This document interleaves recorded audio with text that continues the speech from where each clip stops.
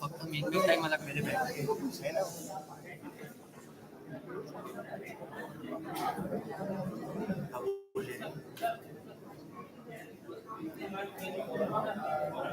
मेरे सब तक चिपके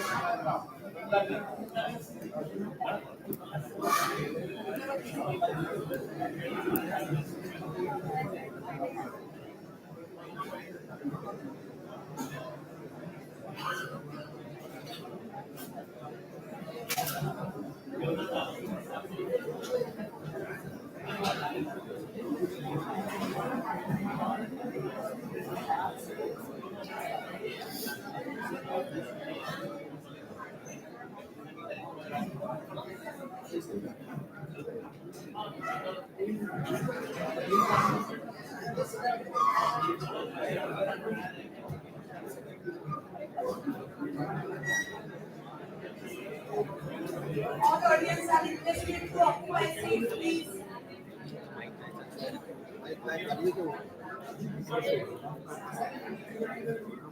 Return section of the auditorium.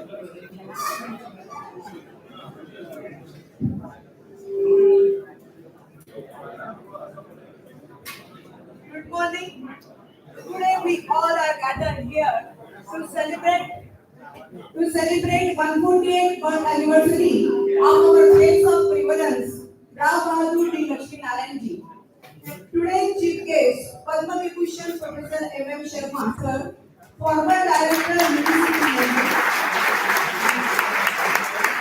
President of today's function and Chairman of Board of Governors, Laxminarayan Innovation Technological University, Padma Shri Professor G.D. Yadav sir. Honorable Vice Chancellor of LITU, Dr. Atul Vaidya sir. Respected Registrar, Dr. Neeraj Patil sir. Respected ex-Vice Chancellor of LITU, Mangal sir. Honorable Member of the Laxminarayan ji, Shri Ananta Kamtikar sir. Esteemed alumni, members of media, respected invitees, respected faculty members and office staff, and my dear students. I, Dr. Shubha Daupure Kotankar, Professor and Head Mathematics Department, deeply honored to extend a warm and heartfelt welcome to all of you. Let us start today's program with a university song written by Dr. Sridhar Varnekar. I request all of you to please rise for university song.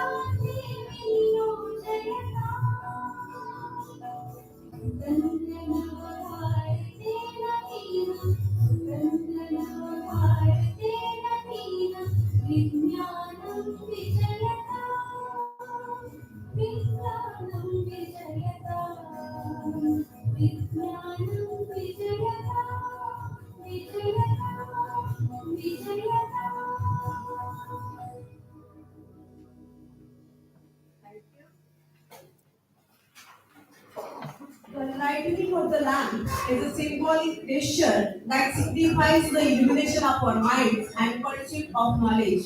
I request all the dignitaries on the dais, please step forward for lighting of the lamp.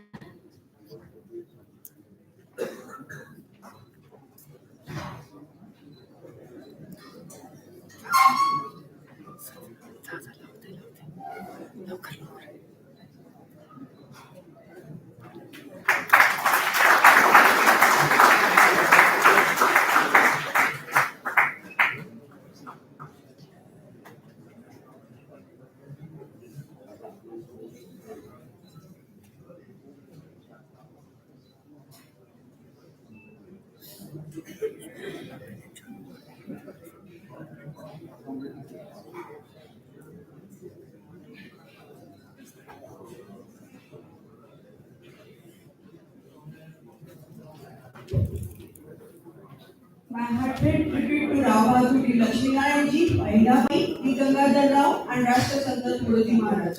Thank you, dignitaries. Rao Bahadur D. Laxminarayan ji was an extremely successful industrialist, accomplished personality, and a wonderful philanthropist. Due to Laxminarayan ji's unparalleled generous donation, Laxminarayan Institute of Technology came into existence in the year 1942.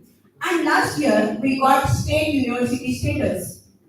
These institutes develop many great engineers. They are serving all over the world and bringing laurels to our university. In order to pay tribute to his great work, now we are presenting Smriti Geet of Laxminarayan ji.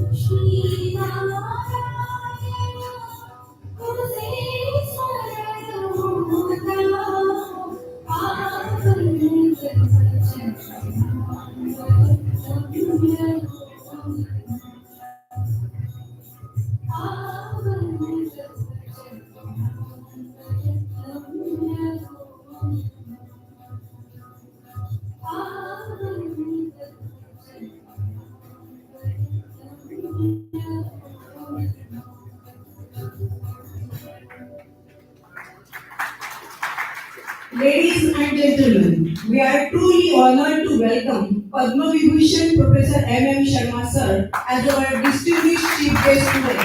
His esteemed presence at our university is a source of great pride and honor for all of us. May I now extend a warm invitation to our Honorable Vice Chancellor Dr. Atul Vaidya Sir to welcome respected Professor M. Sharma with further to once again invite Dr. Atul Vaidya Sir to extend a warm welcome to the bouquet.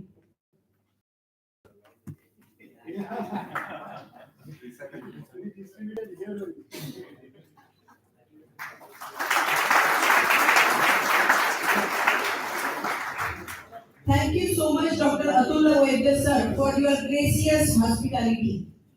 Now I request Dr. Manav Seth, Dean of School of Chemical Engineering, to welcome respected Shri Ananta Kamkar Sir with a bouquet.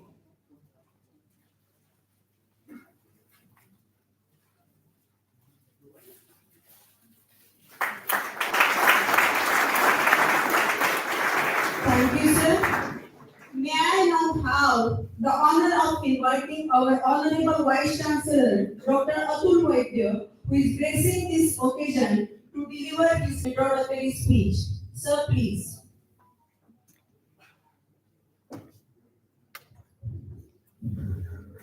On this auspicious occasion of birth anniversary of late Rao Bahadur Laxminarayan and occasion for the Gangadhar Rao lecture, I welcome all dignitaries, Professor Padma Vibhushan M. Sharma, Padma Shri Dr. G. Yadav, my colleague, Professor Dr. Kati, all dignitaries of the dais, descendant of the Laxminarayan and the Kamkar, and all students, faculty members, and my all friends from the I can see most of them and all dignitaries.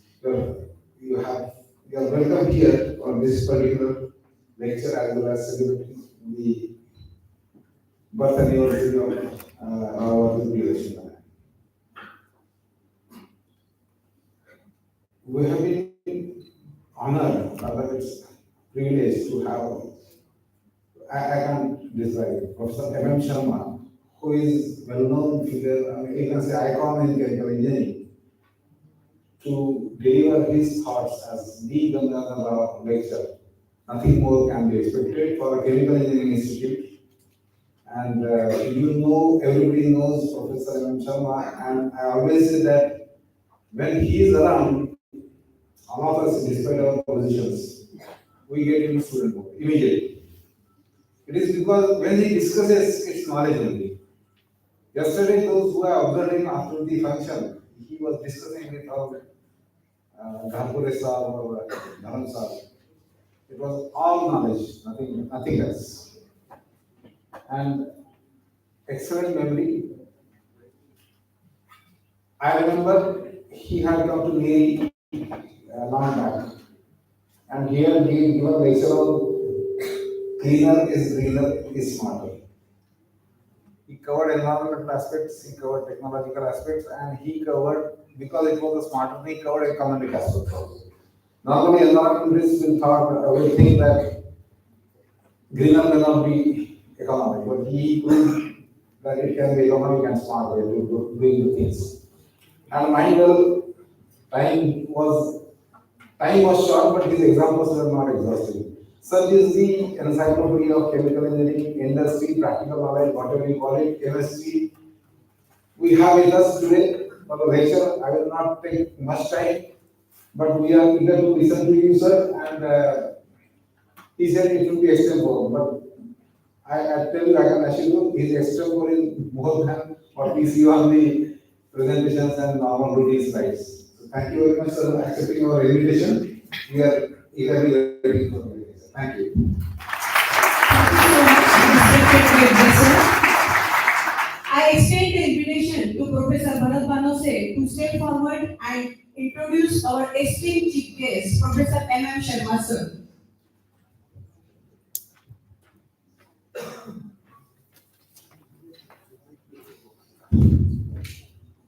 Good morning, everyone.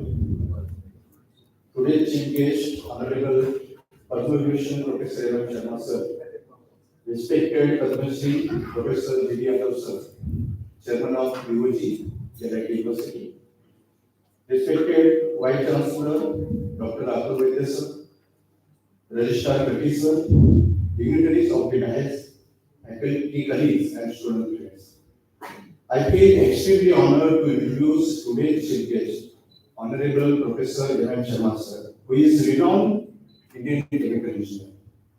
Professor M. Sharma, sir, obtained Bachelor's of Chemical Engineering in 1958 from University, now IST. Subsequently, MSc Tech in 1960. He obtained PhD in Chemical Engineering in 1964 at Cambridge University with David Danforth. In 1964, he returned to India as a professor at University of Bombay and later becomes director of University Department of Chemical Technology, UCT, now ICT. He served the institute for 33 years. He has been honored by several universities, including IITs, by honorary doctorate. At the age of 27 years, he was appointed as a professor of chemical engineering in the Institute of Chemical Technology. In 1990, he became the first Indian engineer to be elected by a Fellow of Royal Society UK. He was awarded with Padma Bhushan in 1987 and then Padma Bhushan in 2001 by President of India. He has also been awarded the Leverum Medal of Royal Society, SS Bhatnagar Prize in Engineering Sciences in 1973, PT Award 1981, the Vishnu Dharma Medal of Indian National Academy, Science Academy in 1985, GM Modi Award in 1991, and so many. An honorary Doctor of Science degree from Indian Institute of Technology, Delhi. It was honored in 2001. Professor M. Sharma sir has significant contribution to chemical engineering science and technology, especially the role of microphases in multiple reactions, which he pioneered. He also became an independent editor of chemical engineering science at a young age. He taught different subjects in chemical engineering and encouraged his doctoral students from very beginning and published independently their work in renowned journal. Under his leadership, as UICT got autonomy of UGC, he brought all improvement in all departments of the institute, leading his exceptionally high number of PhDs each year on the number of faculty members. He served in petroleum and natural gas as chairman of this SAC and in the SAC2 cabinet and PM. He was INSA council member and vice president. Such a great personality today we have with us for this function. Thank you. I will hand over the further proceeding to Sir. Thank you, Professor Nandasi. May I now have the distinct honor?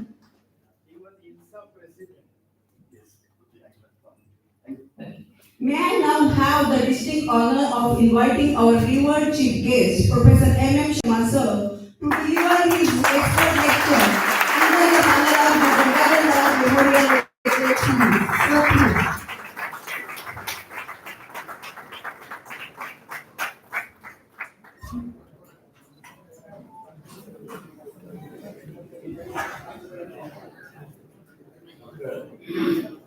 Dr. Vice Chancellor, Mr. T.B. Yadav, my erstwhile collaborator, registrar, dear faculty members, and my very dear students. I have said again and again that I have emotional attachment to LIT, and it's more than 50 years ago that I first came and stayed with Dr. P.S. Mene, and I'm told I was a bit of a terror for the home paper examination.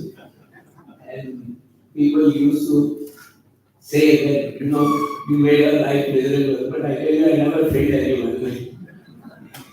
Because I thought their supervisors did do a good job of the directing their design paper. I'm very grateful to the LIT A, LIT U to invite me, and to the family members of Gangadhar Rao for this oration. I accept it with humility. I'm going to give you an overview of what advances have taken place in separation technology. You can all hear me properly now? Is that right? You can all hear me? These days, climate change is a big issue.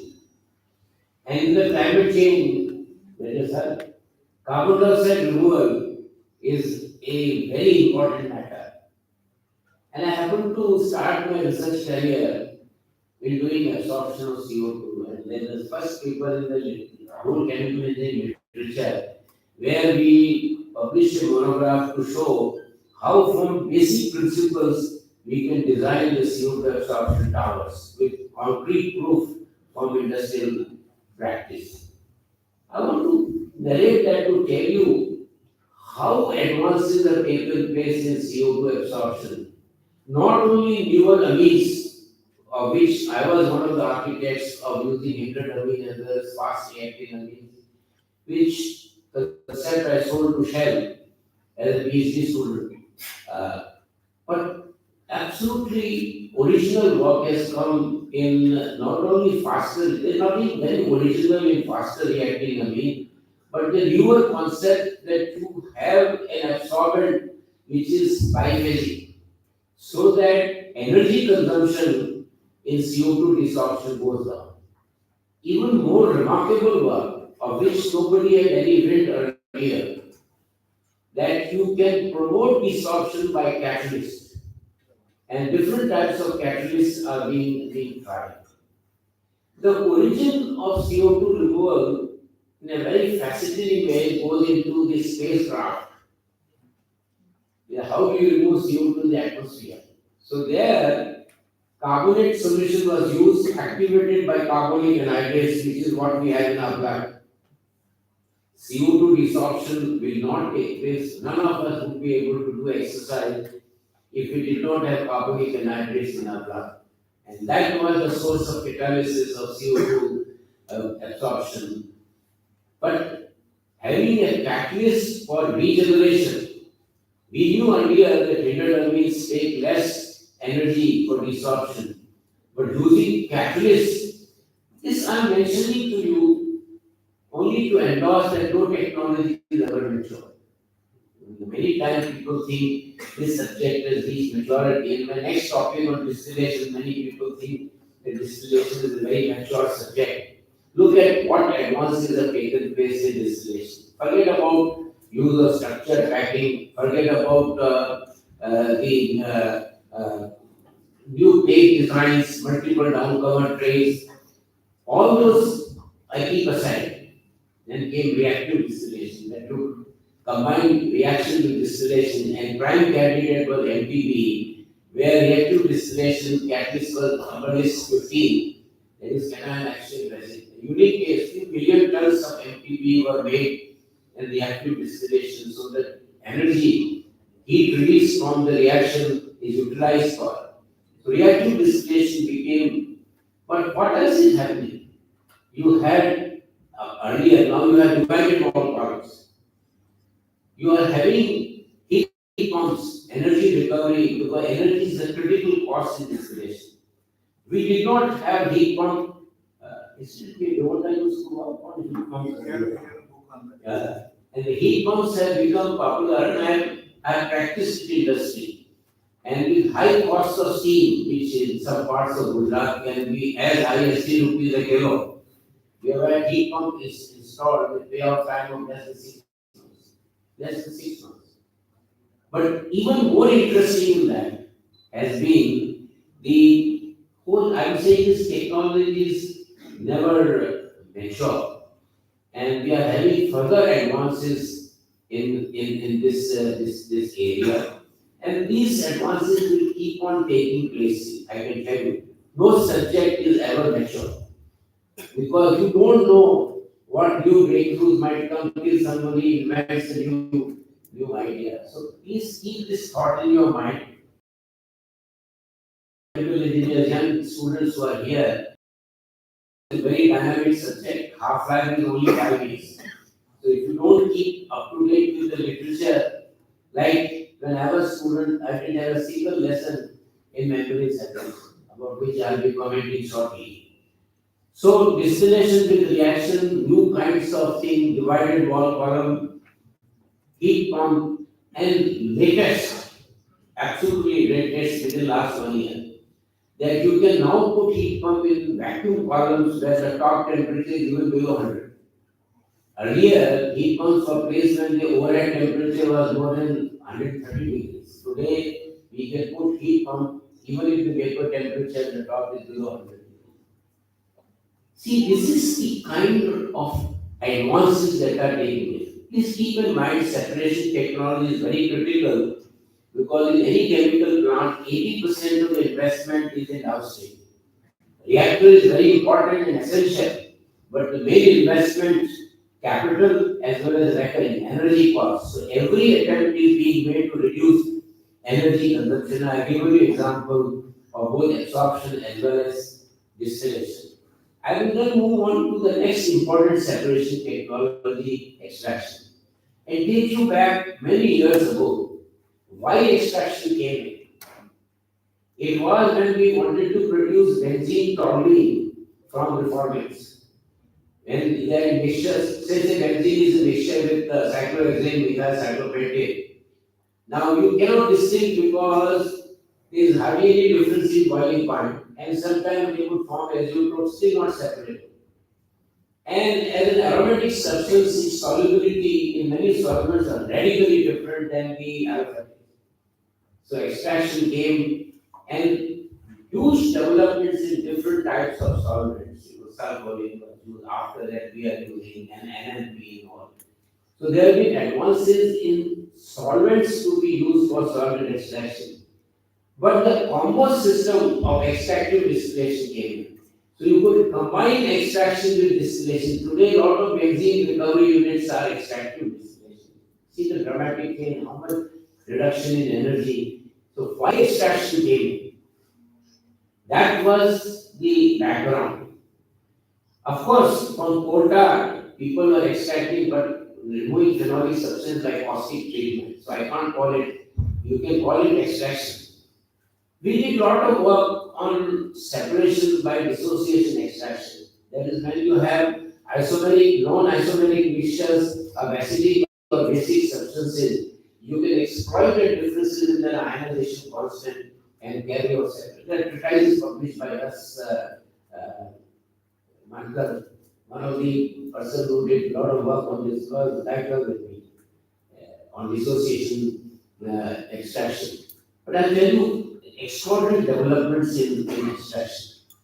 And it goes back to very interesting case of uranium. Uranium ores are very lean. So you leach out, and how do you recover uranium? They are lean ores. So extraction with reaction, so I talked about distillation with reaction, absorption with reaction. I'm now talking of extraction with reaction. How to pinch dilute solution containing uranium salt into an aromatic phase where it becomes very rich and then re-extract from that as a rich uranium salt solution. Different types of reactants were used which would react and bring very fascinating case that you are pinching something from an aqueous phase transferring to the organic phase. It was extraordinarily developed. And what is interesting is uranium, one would have thought all this hydrometallurgy work was done by metallurgists. Metallurgists were largely occupied with physical metallurgy. And all the work on hydrometallurgy throughout the world, in the United States, Canada, South Africa, Australia, has been done by chemical engineers. Very remarkable. If you see the journal on hydrometallurgy, you will find a lot of papers coming from. Well, this was the beginning. When copper and nickel ores became weak, today we are doing extraction of dilute solutions of copper and nickel by reactive extraction. And large size extraction columns are being put up. Closer home to you, you might remember when I talked even smarter. I have a very firm view, there is nothing like a waste stream. Waste stream is a raw material with negative cost. So let's say I have an effluent stream containing phenol even at 2000 ppm. Why should I destroy that? Why can't I recover this phenol by solvent extraction? Let's say I have aniline, which is aromatic as well as nitrogen containing substance. Why should I let 2000 ppm of aniline go? And they are untreatable, they are refractory. And we have successfully implemented in industrial practice extraction of all these refractory compounds into value-added compounds. Imagine pyridine going in a waste stream. It's aromatic in nature. You can recover it. So why go for untreatable and create headaches in effluent treatment? So raw materials with negative cost. So solvent extraction has played a big role in recovery of refractory materials from waste streams and convert waste into wax. So extraction has also seen tremendous advances. No subject is without dramatic improvements. I keep on repeating, no technology is ever mature. And I now move from extraction to the next adsorption. On the humerus side, how adsorption became very important in the recent times during COVID. Everybody in the public knew PSA. A PSA unit has been installed. Without knowing what PSA stood for, And who did that great work of PSA? Pressure swing absorption. Pressure swing absorption would not have been possible without simulations were done by chemical engineers. And I go back to ancient times when alumina was used in adsorbent. You will find in drug bottles, pharmaceutical bottles, a little caddy of silica or alumina to pick up moisture. So you wanted to dry air with an adsorbent, you use alumina, silica, carbon activated. Everybody knew activated carbon is good. Till people didn't know what are the more recent advances. The recent advances came recent, not so recent, when zeolites came. Zeolites were like philosophers' stone. The original use of zeolite was only absorbent. It is Mobile which thought that zeolites would be outstanding catalysts. So catalysis followed the absorption work of what was the beauty of zeolites, pore size and all. You could dry air with dew point going down to as low as minus 15 degrees. So in the air liquefaction plant, you could dry air using zeolites. Zeolites made a fundamental difference. Then, what is the most recent development? Development that has taken place in last 3-4 years, and one which in last year and a half, MOF, metal organic framework, covalent organic framework, MOF, COF. What is their beauty? Their pore size is so controlled, they can go to the area. See, activated carbon went to the highest area of like 1100 square meters per gram. These ones go to 3000 square meters, 3000 mark. And now, the most recent literature points out that we may be able to go to 10,000 square meters per gram. So look what wonders they will do in absorption. So what has happened, I'm going to dramatize a bit and tell you what wonders absorption. First of all, is energy-wise. So making pure nitrogen, PSA, is very economical. For enriched oxygen up to 95%. Do you remember union carbide concept that wastewater treatment, instead of using air, if we use enriched air, our net energy consumption is much lower. And the concept introduced by chemical engineers, not by civil engineers, that 95% oxygen will give you wastewater treatment with lower energy consumption than using, because air you are compressing all the time, 79%. So these MOFs and COFs are doing wonders, but what are these wonders I am going to explain? See, in all petrochemical plant, when your cracker, naphtha cracker or ethane cracker, ethylene, ethane, propane, propane separation are all cryogenic distillation. They are huge capital investment and huge energy cost. If I can separate ethane and ethylene by absorptive separation, my energy consumption will come down dramatically. And if I can make polymer grade ethylene, I will be a big hero. So absorbents have been designed now, and several papers have appeared in the last 2-3 years for ethane, ethylene, propane separation by absorptive separation. And I think we are heading in the direction of making polymer grade. Chemical grade is no problem because for varieties of application are things like making methyl for styrene, I don't need 99.9.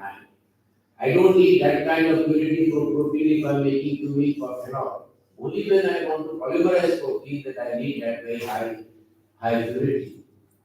But I'll tell you something more interesting. If ethane is an impurity in ethylene, let's say at 1%, 2%, and then you are only selectively absorbing ethylene, you are really doing a lot of hard work. If I can selectively remove ethane in place of ethylene, what wonders will it do? So absorbents have been manipulated now to selectively absorb ethane from ethylene, ethane mixture and propane from propane mixture. It's the latest development. and it will do wonders once it is implemented. So you see dramatic improvements in new adsorbents still coming. Anodes are being developed, they are wonder materials, but expensive. Very soon cost will come down. But if they go to the area from 3,000 square meter to 10,000, they will do absolute wonders. I tell you, the world of absorption will be different if you. Yeah, of course, we counted. GDR knows that how MOS and are being used in catalysis. And then you can put other metals and all in MOS. You take advantage of big area plus whatever else you put in. But it's not end. We talked of distillation with reaction, absorption with reaction. We talked of extraction with reaction. Now I'm going to talk of absorption with reaction. How is it important? If you want to remove CO from the mixture of CO, CO2, CO, hydrogen, how will you do it?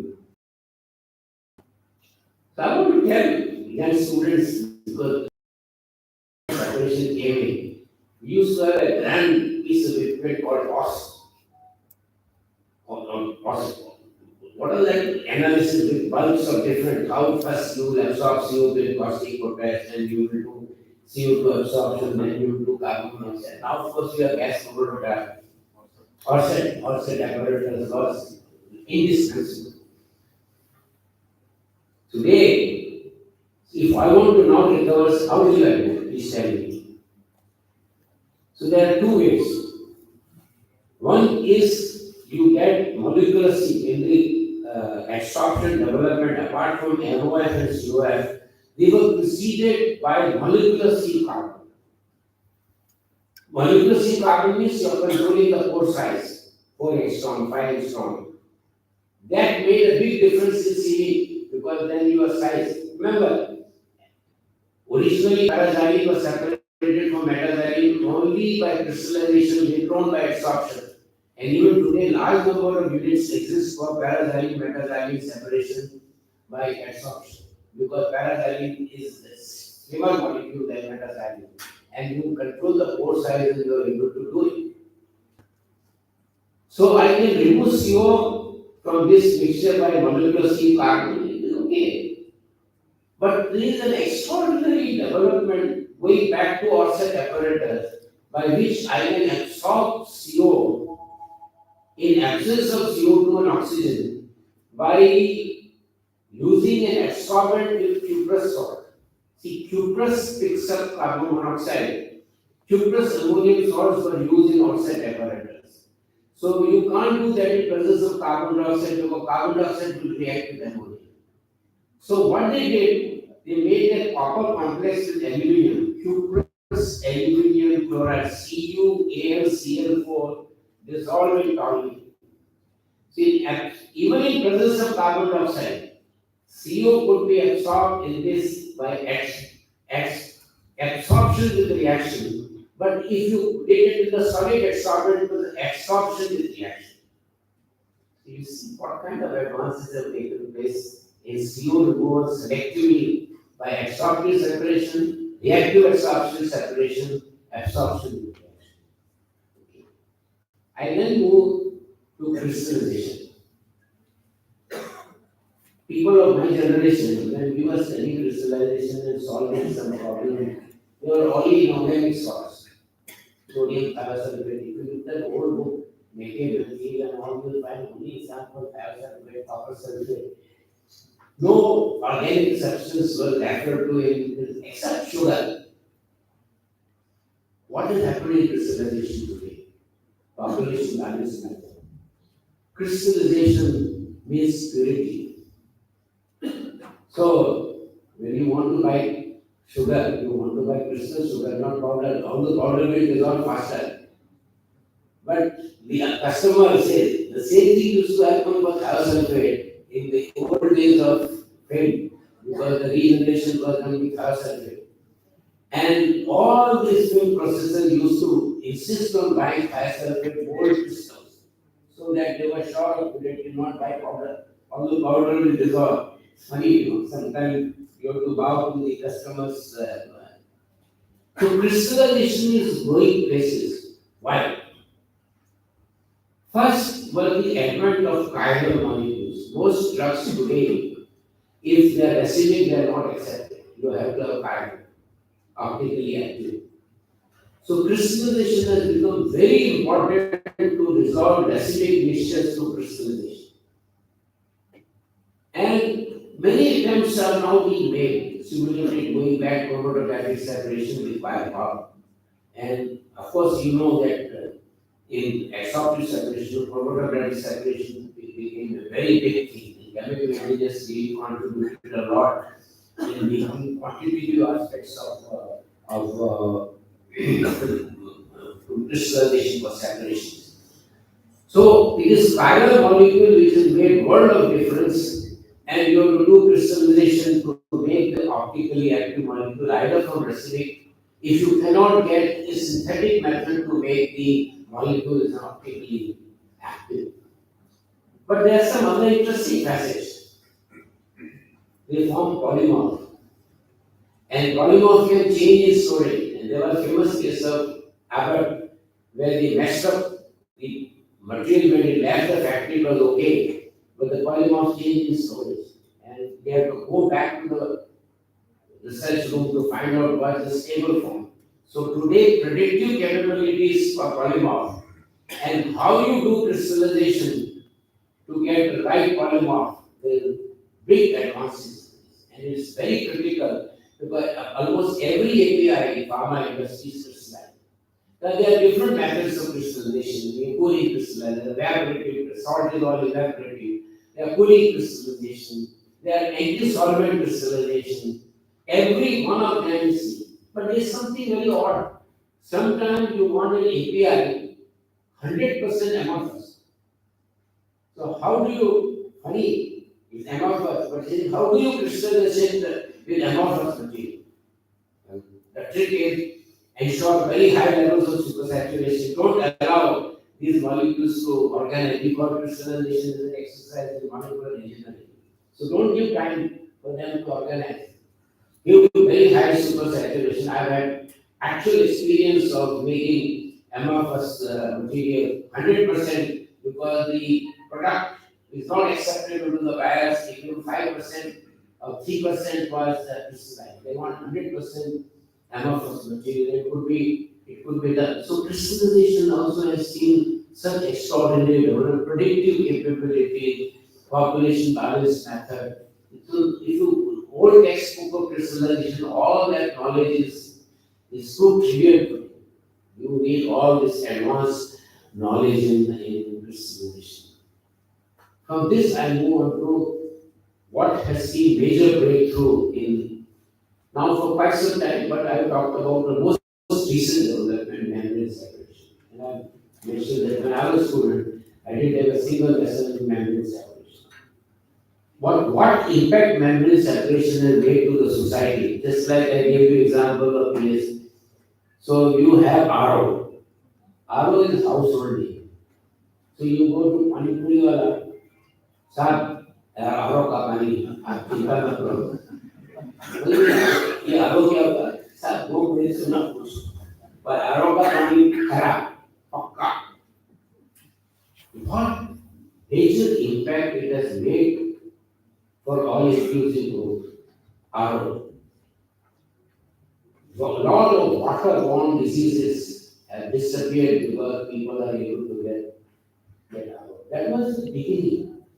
With breakthroughs in polymer, see how many breakthroughs take place in tandem. Newer and newer polymers came, and the breakthrough came by DuPont when they came out with hollow fibers. Hollow fibers changed the whole thing dramatically. And where do you see the impact of this in public life? Dialysis. And many of you may not remember the original artificial kidney work was done in Leeds in UK. By chemical engineers. So imagine nephrology patients not having access to hollow fiber membrane separation. It's not only RO, it's not only So all I know is the background. What is the exciting that has happened in memory separation? Absolutely extraordinary. One is nanofiltration. That you can sieve out molecules with molecular weight more than 250. How easy will be separation in pharma and agro industry because most drugs are molecular weight more than 250. You can just take them out by nanofiltration. And with advances in polymer, you can withstand most polar solvents like DMF, dimethyl formamide. So we today have nanofiltration membranes available commercially, which can take DMF, DMAC, NMP, and they are commercially practiced. On a personal note, I'll give you an example. One pharma company were associated, and one of the antibiotic, I said we can use nanofiltration. I'm mentioning this because anything you want to do for the first time in India is a Herculean task. I tell you, my life. Has anybody done in the world? I said, why can't be the first one? Well, they didn't agree with me, they thought it was too revolutionary. 2 years later, exactly on the right time, came on Laxminarayan. So I said, gentlemen, you didn't listen to me. You could have made big money by using nanofiltration here. Nanofiltration made a huge impact. Believe me, it's been practiced in India. I myself recall. But there's something even more interesting and exciting. Charge membranes. What do you mean by charge membranes? You can separate monovalent ion from divalent ion. When you were talking about salt. How fascinating. Can you believe that you can separate, suppose I have sodium sulfate impurity in salt. I can separate them by charge membrane. And it has come center stage for a very interesting reason. Brine purification from membrane cell was done, but we discovered some new ionization resins which could remove the undesirable part from salt. Earlier part was based on what I mentioned to you. Now, this is so fascinating, I tell you. The way things are changing, lithium has come center stage. So if you see last 2 years, you see number of papers on lithium magnesium separation. Lithium is monovalent, magnesium is divalent. How to separate? And charge membranes are being used to separate because it makes the flow sheet for lithium recovery so much cleaner. Where did we start? And where we are seeing the use of charge membranes. There is only one problem. When the solutions are very concentrated, the impurity, so-called impurity remover, for example, sodium chloride and thiosulfate. Thiosulfate is very high concentration. That time you run into a problem because you have to dilute, because the membranes, today's membranes are not able to stand. That's the only impediment in much wider application of charge membranes. See what difference. Now, how I sum up this, all companies which were cryogenic companies, companies Air Liquide, Linde, all of them used to do only cryogenic separation of pure oxygen nitrogen. All of them now have absorptive separation as well as membrane separation. So when you have a rich natural gas, when the pressure of the natural gas is high and CO2 is impurity, it pays for you to use membrane separation because CO2 is more selectively removed from methane. And your pipeline specifications are such that you can get methane. So if you are getting a gas already at high pressure, all your cost of compression is gone. And they are being used in the city. What was done only by cryogenic separation? What was being done by absorptive separation? Today, it is also being done by membrane separation. So, it is question is which is more attractive, which is more economic. In each one of them, what advances you are seeing and you will continue to see. I repeat once again in pedagogic style that no technology is mature. Please get that right. You can't be satisfied that I have come to the finale of my subject. I think a foolish thinking that you got the best. Till someone come out with still better. So, my dear friends, separation technology is not only very important from the point of view of getting materials of the right purity. Everybody wants pure material today. That high purity at abysmally low cost. PTA. Only chemical where what purified is used, purified terephthalic acid. The specification of PTA and ethyl glycol that goes for fiber is better than analytical reagent. So if you see the specification of PTA, PA, they are very lean and very comfortable in comparison to what is required for. You will have RDI levels in PTA mentioned in PPM. And this also applies in the pharma industry. Those of you who are familiar with pharma industry, in recent past, this whole problem of nitrosamine came. I am referring to that because it has some context with the separation. How do you get rid of these bad nitrosamine which are cancer producing? I'll tell you something very amusing. Metformin, everybody knows metformin. So while making dimethylamine hydrochloride, how can you get nitrosamine at ppb level? You will be abused that it is because of NOx in nitrosamine. NOx at ppb level was enough to do the damage. Why I am referring to this? Because you are now putting a cartridge to separate the NOx before air enters for drying or dimethylamine hydrochloride.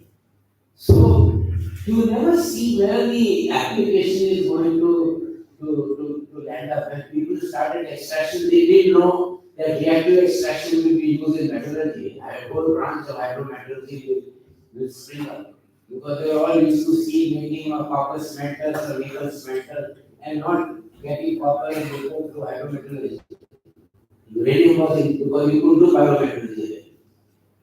So I tried to give you the flavor of the entire basket of separation technology that we have in our toolbox, whether it is absorbed. First choice is always not necessarily whatever people might see. If I can do separation by distillation, that becomes my first choice. But we are reducing energy consumption in distillation by various methods, and that is the cost. And the newer and newer structured packings are giving you HTTP as low as below 10 centimeters. So, distillation always remains the first choice, absorption with reaction. And this whole CO2 revolt which has come center stage because of both absorption with reaction, absorptive separation. And finally, I tell you something in absorptive separation, very interesting. You go to desert and there is no water, no oasis. What can you do? We chemical engineers can help. So we are now teaching through absorptive separation moisture from air. And in a day, I can collect at least 1 liter, even if my relative humidity was 30% or 25%. So I won't be without water in a desert where you know no matter how much money you have, you can't get. But we can have. So new absorbents, including NO1, are now being commercialized for recovering water in very water scarce areas of deserts.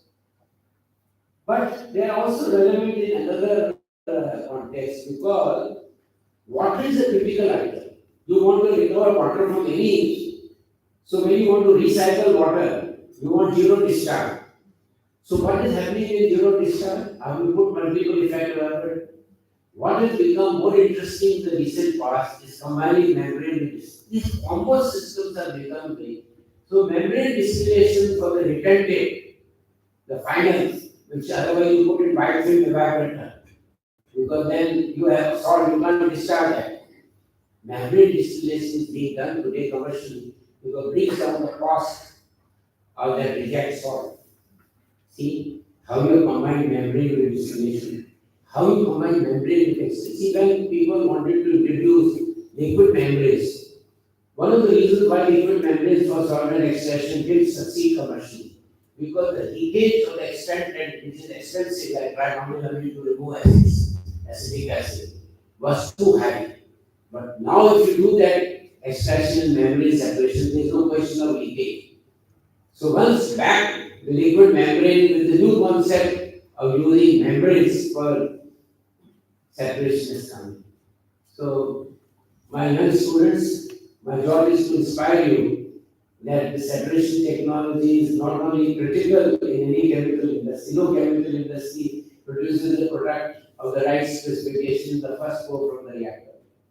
Even in biotechnology is more demanding because concentrations are low. Go back to the famous example of B12, where the concentration is additionally low. How ion exchange? In fact, when I talked of absorption, ion exchange plays a vital role today. Can you believe we have ion exchange lasers which can remove salt in water for supercritical thermal power stations to salt concentration parts per billion, not million. In fact, students who are learning chemical engineering, I give you a small quiz. If the water in a 1000 megawatt plant, if water contains 1 ppm of sodium chloride, how many tons of salt you will deposit in the air? Please work out. You will get a horror story. So you have to reduce salt concentration to parts per billion. So same ionization resin which can recover acids, for example, 2,4-dichlorophenoxyacetic acid, on which you see innumerable papers in literature by this destructive methods, but we are constructive method. We absorb on an ionization resin and you put back into the plant. So we don't discharge any dichlorophenoxyacetic acid or treat it. It's a refractory compound. So it's a very exciting area.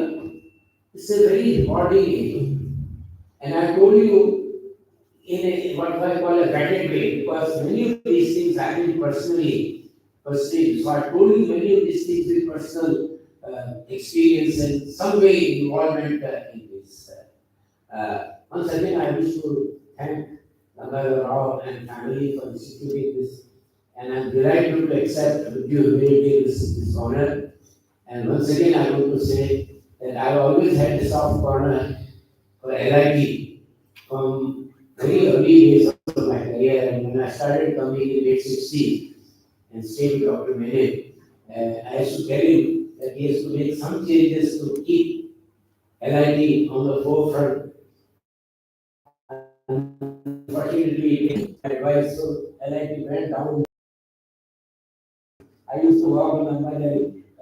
I said, look, I enjoy this walk here, but you have to make sure. But I wish a bright future now that you put in your nomenclature innovative. You have to do. At least in the next 2 years, you must show one or two things, if possible, for the first time in the world. Thank you. Have a good day.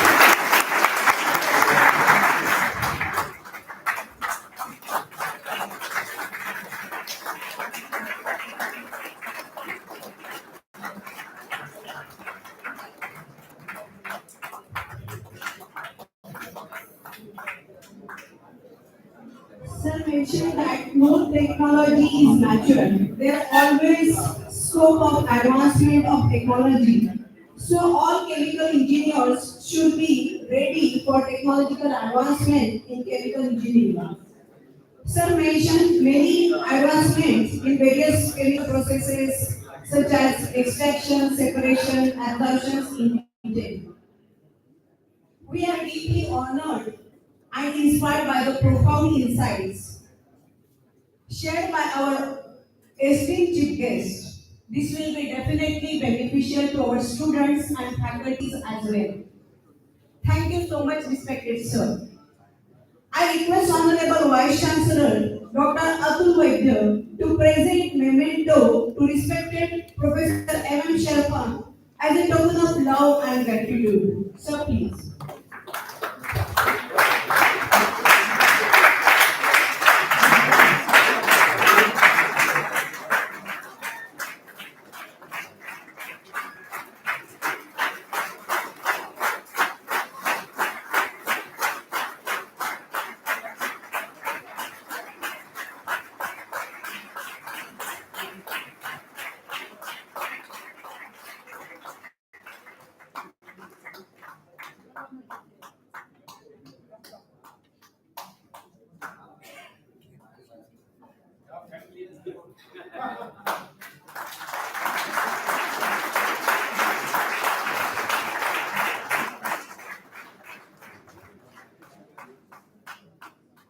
request Honorable Vice Chancellor once again to present memento to respected Professor G.D. Yadav sir as a token of love and gratitude. Sir, please.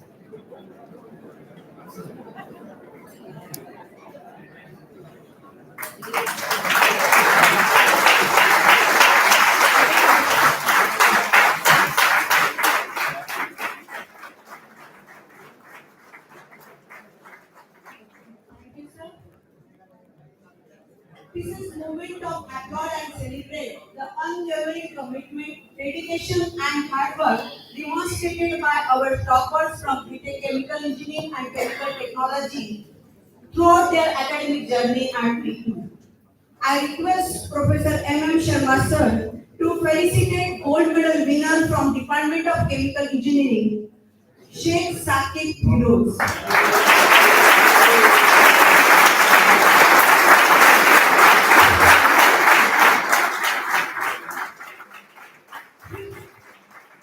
His CGPA is 8.39.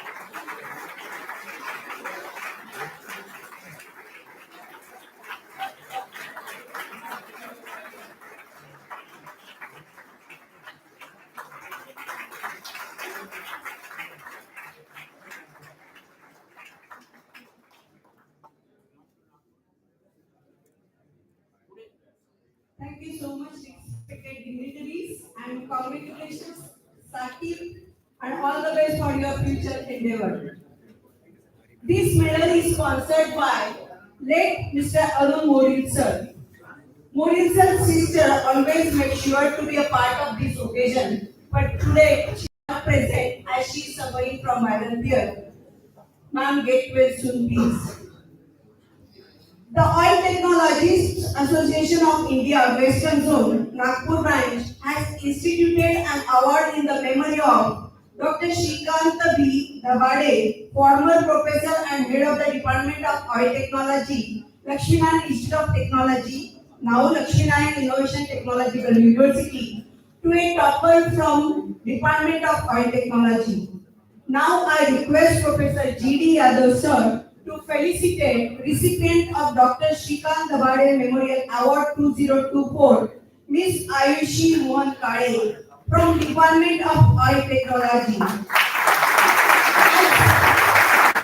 As Ayushi is not present, I request my mother to receive this award on behalf of Ayushi. Ayushi's CGPA is 7.68.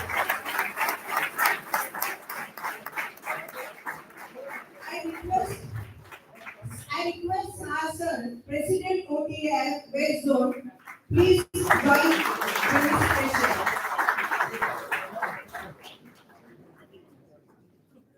Sir, please join.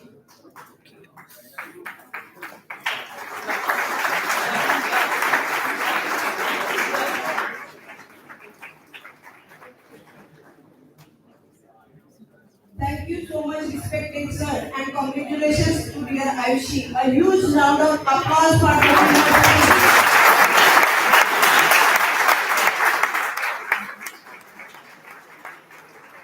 On this occasion, we are unveiling college magazine, The Clock Talk.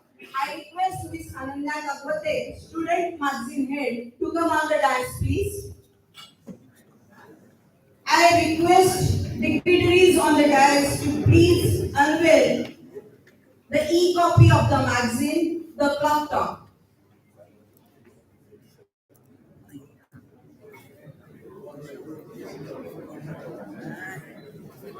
एक second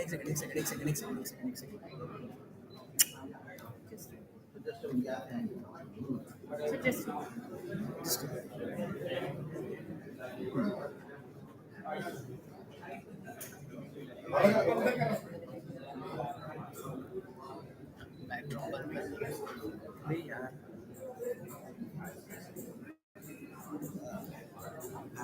उस light का backdrop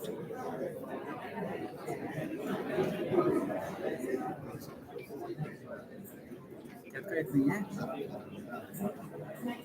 Being coordinator of this magazine, I would like to share with the audience This college magazine won third prize in the year 2019 and first prize in the year 2022 in the college magazine competition.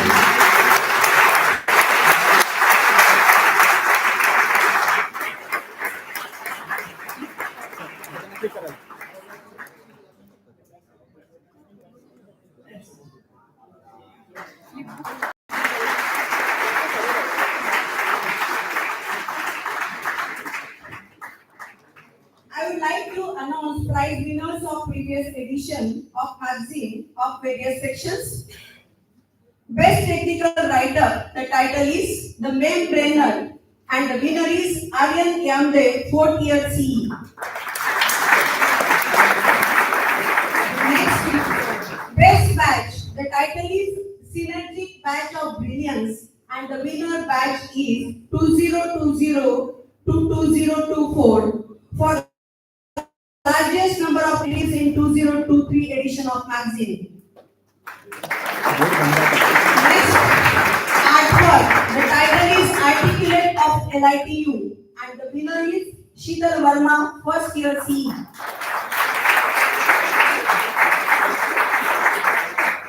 Next is photography. The title is The Photo Catalyzer, and the winner is Advait Burande, 1st year CE.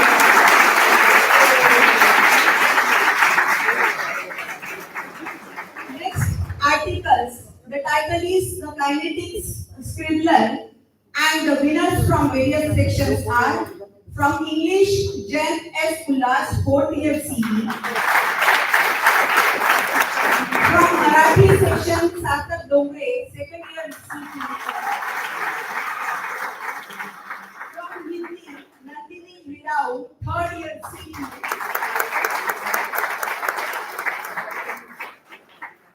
Next poem section. The title is Reactive Rhymer of Keywords, and the winners from various sections. From English, Gaurav Sahare, 3rd year CT. Marathi, Darshana Ingole, 1st year CT. From Hindi section, Pranoti Wankede, 1st year CE. And the last cover page, Jen S. Ullas, 4th year CE is the winner. Congratulations to all the winners. May I now have the honor of inviting our revered chairperson of BOG, Padma Shri Professor G.D. Yadav sir, for his presidential address.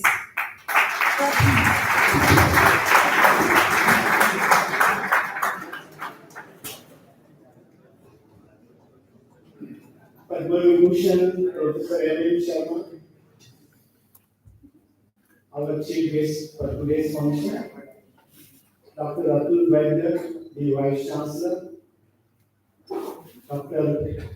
Neeraj Khati, the Registrar, Sri Madhavi Lave, the Chairman of LITA, Sri Anand Kamtekar, the President of this Rao family, Laxminarayan family, Professor Mankar, the former Vice Chancellor, Professor Venki, former Pro-Vice Chancellor of Nagpur University, other distinguished alumni here, our yesterday's hero, Vice Doctor, many jewels and future jewels. Dear students, ladies and gentlemen, what a mesmerizing lecture it was. You really enjoyed.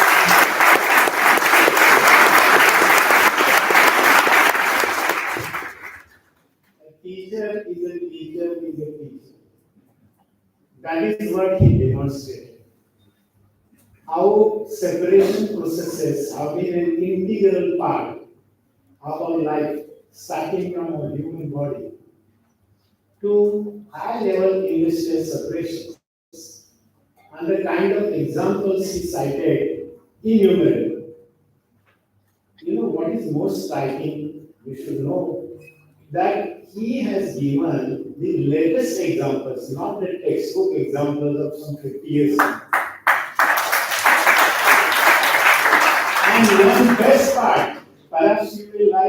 Partnership, when you go to Nini Gadkari's home, tell him what moisture you are trying and giving water to others to drink. He cited that example today. Even in 30% humidity, in a desert area, you can get water. Right? You don't have to carry a camel with you, kill the camel, but you can still get water in a desert through moisture in the air. And there are many examples of this kind.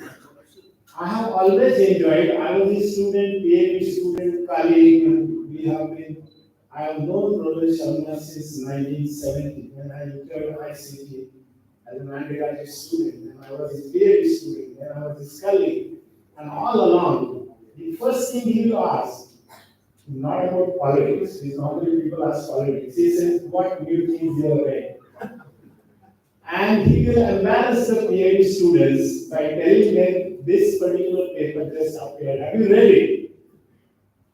So this is passion for gaining knowledge. And not only that knowledge, telling others. This morning we were sitting and I was listening to him, we were discussing some of the old things from his England days and Netherlands and whatnot, what happens in Berlin, how policies are decided. So I have been one of the beneficiaries of his knowledge. So you were lucky to have him here.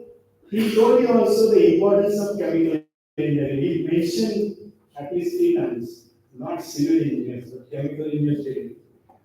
Whether it is kidney, and he also talked about membrane processes, how important membrane processes are, and this membrane distillation, which normally people don't talk about, but he has talked about that.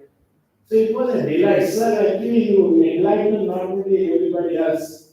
I was very intently listening to you because I'm still your student. I always enjoy talking to him. Believe me, when we are talking, we are returning back on the flight also will be talking. Such is so he is known as encyclopedic Professor M.N. Sharma, the legend. Walking.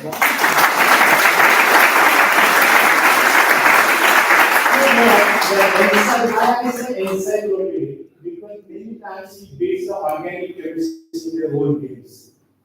Organic chemists say that they know better chemistry. Even tell them not chemists. Other pharmaceutical or medicinal chemists are the material scientists. So versatility is the soul of chemical engineering, and he is the living example of that. So those of you who curse yourself or your parents curse you that you are why have you gone to chemical engineering or chemical technology, tell them that you are in the best profession.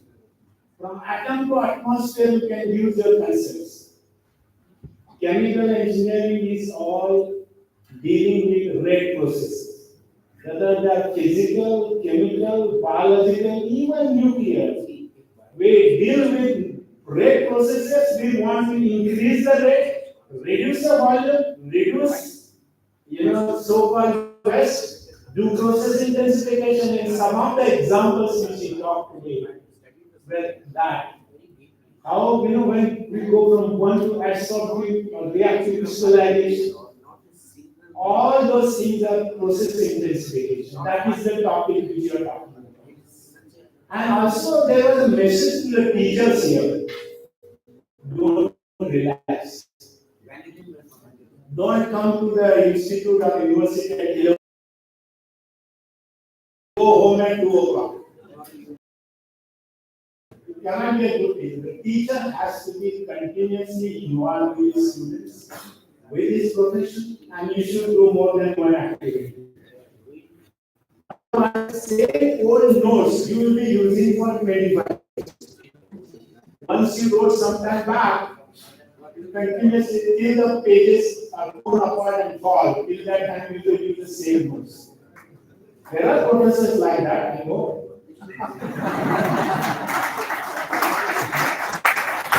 So better to be always ahead because knowledge is exponentially growing. Every 72 days, Knowledge in medical sciences grows every 70 years. So if you don't read anything, you are outdated. He said 5 years, right? In fact, it's shorter than that. It's shorter than that. So you have to so in this whole process, your professor should not be just teaching one subject which they teach throughout their life. Then you can never be a good teacher or professor. Teach new subjects every 2 years, which you have never taught. In fact, that makes you a student, and then you are ready to impart that knowledge. I taught 22 subjects in my life as a professor. 22. So when somebody said, "Oh, I don't want to do it," I said, "Okay, give it to me. I will do it."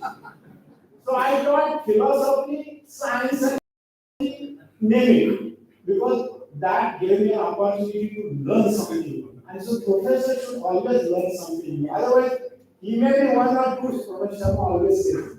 The professor should be at least one or two lessons ahead of the student. Because these days students can open Google and they will check the knowledge of the professor, whether he's telling the truth.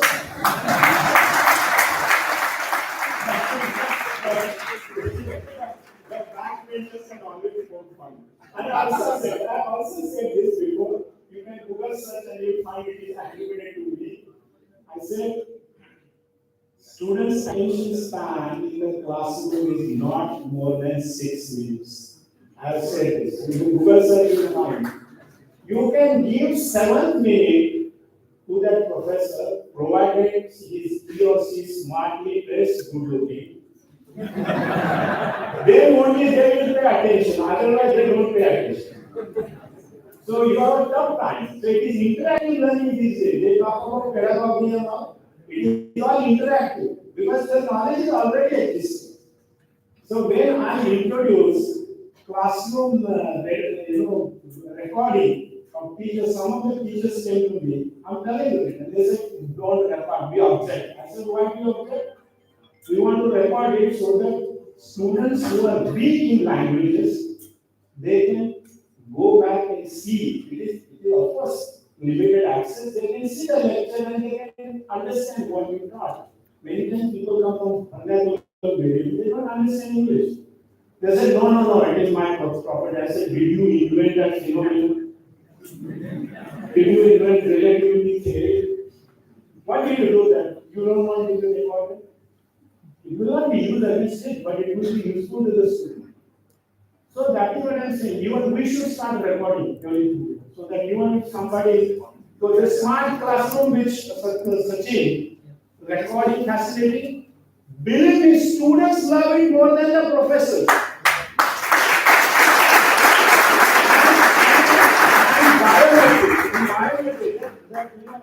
Why? Because students don't miss the class. Don't think that students, because they don't want to again go through the drill. They want to attend and learn. But if the concepts are not clear, they can see the recording picture. So we will start it. This year onward, this next, we are starting it. And Lita will help. Madhavji, you will help that so that students benefit. All lectures will be recorded. They will be on the online. They can see it. Whosoever are official ID, not others. And also, as I told you, teach something new subject. So everybody, whosoever was teaching last time, must answer change something. Go to another subject.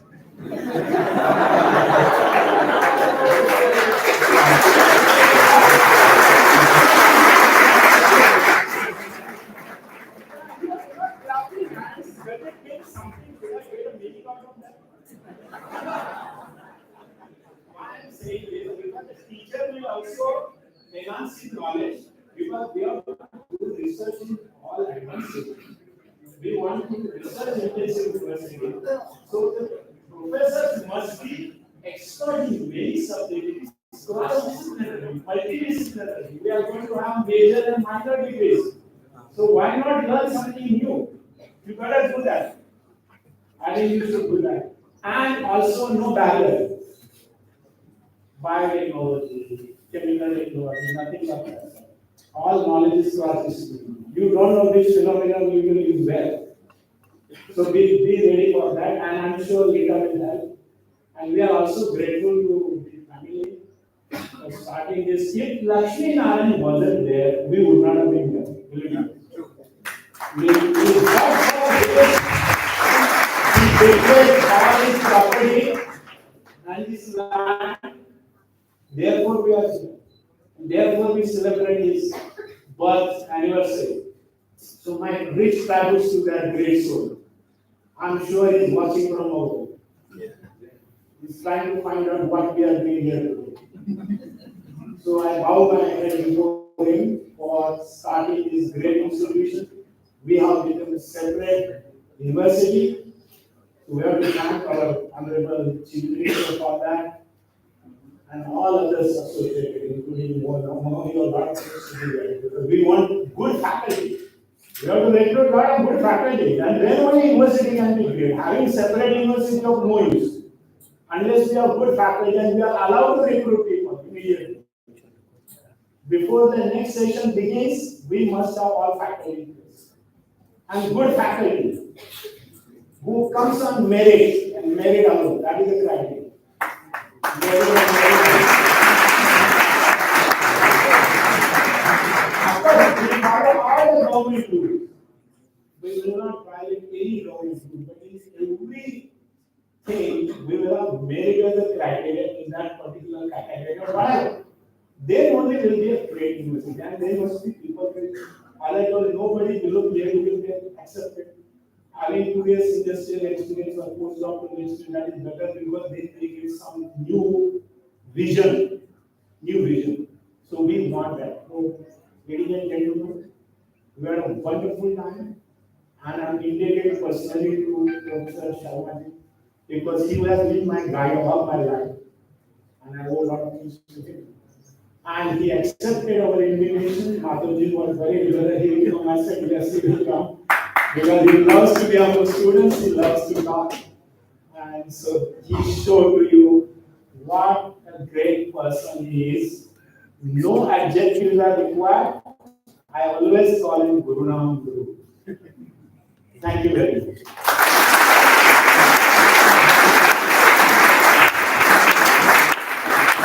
Sir, on behalf of our students, I would like to assure you that our students will work hard and will make them eligible to receive this prestigious Jewel Award of LITU.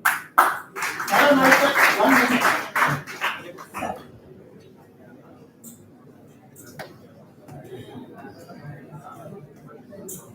See, there is a saying that apples grow in Kashmir and many other fruits grow there too. But it takes a place like Nagpur to grow orange students like you. But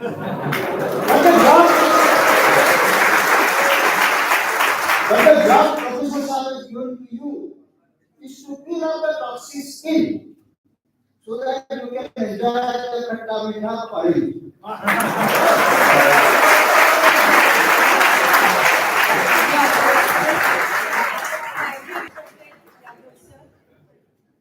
Padma Shri Professor G.D. Yadav sir recently has been awarded prestigious Bhatnagar Fellowship by CSIR. I request all the audience to please give standing ovation for this great achievement.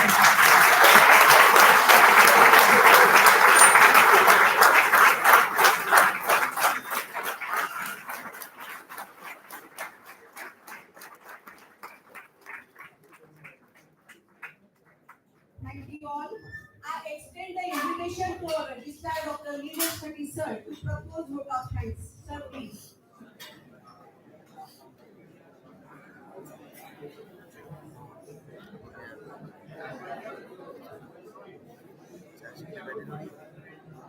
Good afternoon. I pay the dues to Rao Bahadur, to Laxminarayan ji, to Rao ji, Bhanabai, and Practitioner to Guru Maharaj. I am standing here to propose vote of thanks. Dignitaries on the dais, dignitaries of the dais. In today's D. Gangadhar Legacies, our chief guest and keynote speaker, Honorable Padma Vibhushan, Professor M. Sharma sir. He has delivered a very nice, fascinating, inspirational, and motivational lecture to our students from quoting various examples of the industries. He has also elaborated that how a chemical engineer can be a versatile person who can work on various subjects. Sir, I am very much thankful to you from bottom of my heart for considering our invitation and motivating my students, inspiring their students for doing research and having a teaching learning in life. Thank you very much, sir. Our own beloved chairman, Professor G. Yadav, who is always kind enough to come to us, guide to us. He has been inspiration not only to the faculty, to the students, and he also gives very innovative and fruitful suggestions to us. We are always trying to go with his momentum. He is having a lot more pace than us. We are trying to match. Today also, he has given us that how the atom is, how the word of the chemical engineering is from atom to atmosphere. So, dear students, we have to learn, we have to pick up every good, every innovative thing from the inspirational person like Professor G. Yadav. Sir, I am very much thankful on behalf of LIT University and on my personal behalf for blessing us at this particular moment from our thank you very much.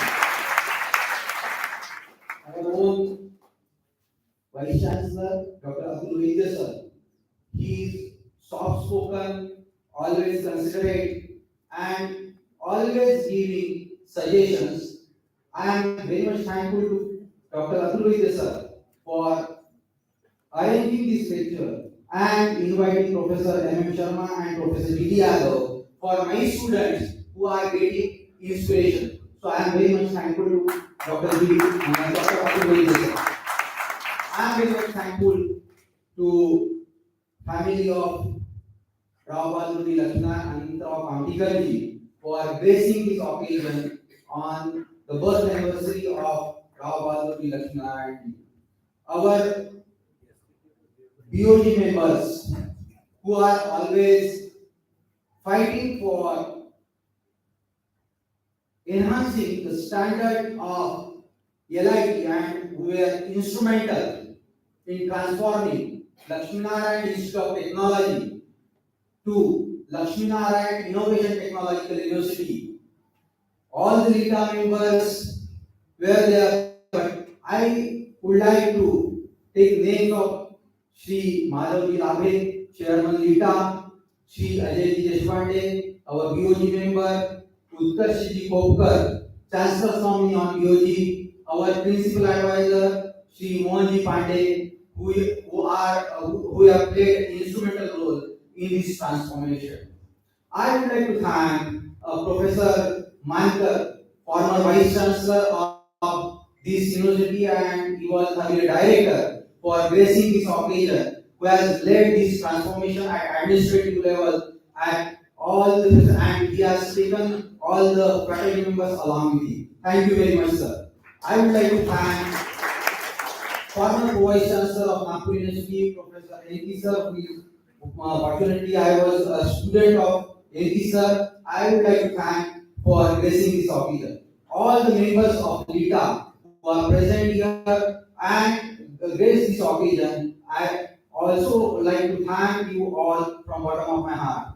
My colleagues, Finance and Accounts Officer, Dr. Shilpa Pandey, Director Board of Examination and Evaluation, Professor Shende, all deans, and my faculty colleagues who has worked very hard for arranging this program. And sir, I would like to promise you to Professor Sharma sir and Professor G.D. Yadav sir, all my faculty members will work hard. What you are visualizing, we are trying to implement that at our best. So I would like to thank all my administrative colleagues as well as faculty colleagues. I am seeing some friends from me, Professor Dr. Rajesh Binwale, Amit Bansiwale sir. I would like to thank them. Some professor of practice persons that are present here. So I would like to thank Sadhana Raju madam. I would like to thank Mrs. Vaidya madam, who is specially come here to attend this function. So, most importantly, I would like to thank my all dear students who are present here to listen a very wonderful lecture of Professor M. Sharma.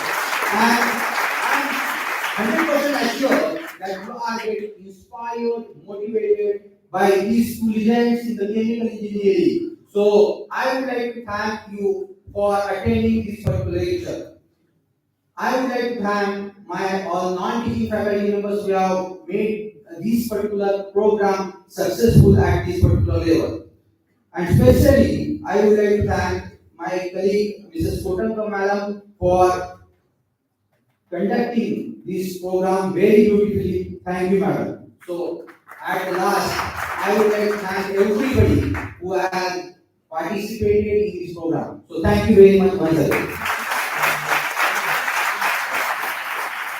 Thank you, respected professor. We conclude today's program with national anthem. I request all of you to please rise for national anthem.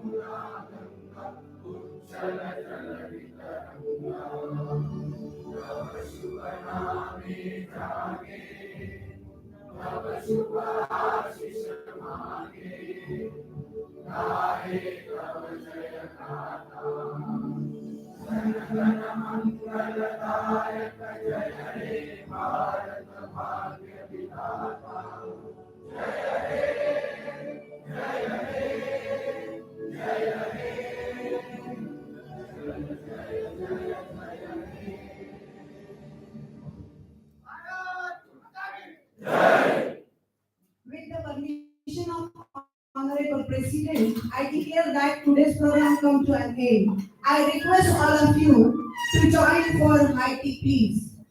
Have a great time. Thank you.